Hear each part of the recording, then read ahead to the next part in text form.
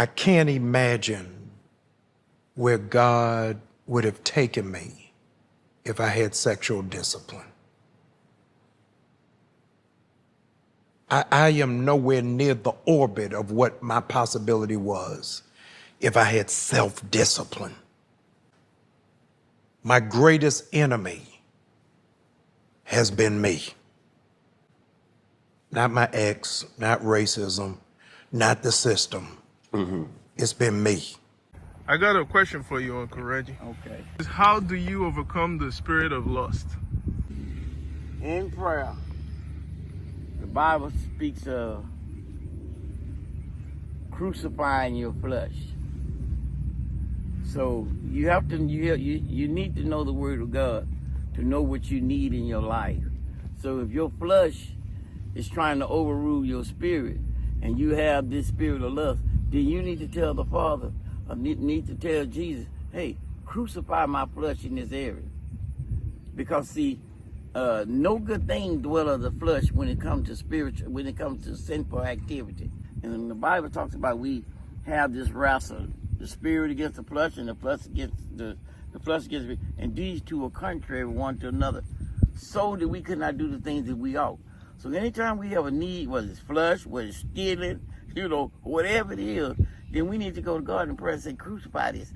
Lord, take this away from me. I know that I'm a believer and I'm a born-again Christian, because just because you're a believer and you're born again, it ain't going to stop the devil from showing up. Only his time, only time all that's going to be put to rest is when God's established a new heaven and a new earth. So the main thing is to pray and ask God to take it away from him. That's right. What's that? Pornography, people look at all these films and stuff. You have to ask God to take it. It's a spirit.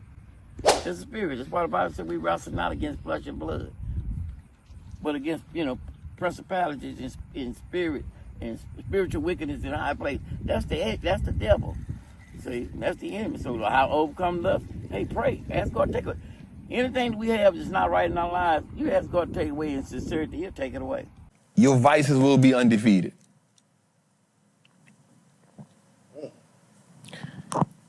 And they will get you when you're at the top of the mountain. And the minute that you stop asking God to help you, guide you, strengthen you, the minute you think you could do it on your own is the minute the enemy gets you. The further away you get from God, the closer you get to him. The further you get away from God, especially when you get some money, it's the closer you get to him. This game gonna change our life. But who do you become in the process of a life-changing event? And I'm not standing before you like I'm just some saint. I've been working at my spirit heavy. Listen, I said something before. I said, listen, the flesh is a greedy monster that's never satisfied. You can't please it. And the worst thing you could do is give in to it. You give into it consistently, you start justifying it. And I promise you, them vices go undefeated. Let me rephrase that. The worst thing you can be as a man that's getting money is sexually undisciplined.